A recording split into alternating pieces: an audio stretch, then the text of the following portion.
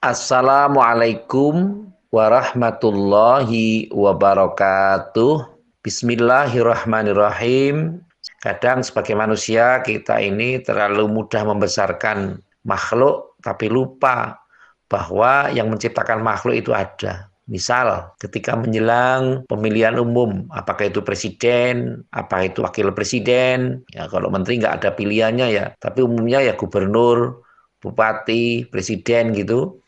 Biasanya kita mengatakan, wah kalau presidennya ini nanti hasilnya begini. Kalau gubernurnya ini nanti hasilnya begini. Kalau bupatinya ini nanti akan begini. Daerah ini akan begini dan begini dan begini. Padahal ketika kita tinjau lebih lanjut tentang bagaimana situasi kewilayahan, situasi kedaerahan, maka tidak mungkin satu orang akan berpengaruh kuat terhadap satu wilayah tertentu atau satu daerah tertentu. Karena kemajemukan dari masyarakat atau warga atau penduduk sehingga satu orang tidak akan mungkin bisa mempengaruhi kecuali yang bersangkutan mempunyai tingkat elegan yang luar biasa, mempunyai karomah yang luar biasa. Sehingga inilah yang mungkin dijadikan sebagai patokan. Tetapi apabila yang menunjuk adalah orang-orang yang awam, orang yang tidak mempunyai pengetahuan yang spesifik, maka tentu tidak akan bisa diartikan sebagai fatalistik. Atau kalau yang jadi ini maka begitu,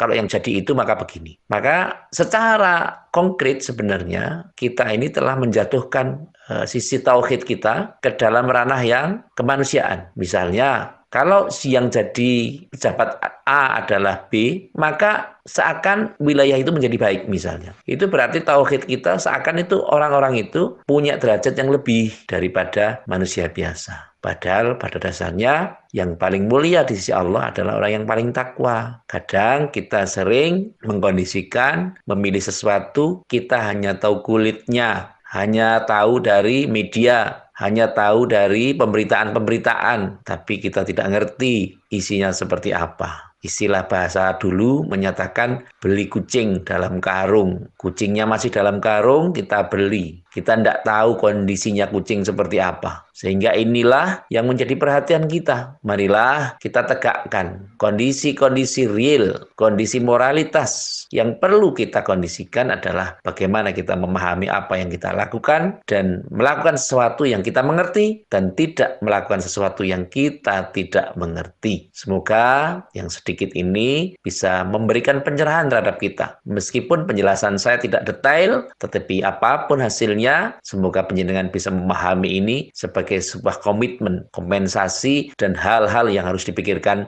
secara bersama-sama. Terima kasih kepada semua pihak yang telah membantu terselenggaranya acara ini. Semoga ini termasuk amal soleh penjenengan semua dan Allah ridho atas apa yang kita lakukan. Sekali lagi terima kasih atas segala perhatian dan mohon maaf atas segala kekurangan. Saya akhiri fahuwa muwafiq ila aqwam thoriq. Wassalamualaikum warahmatullahi wabarakatuh.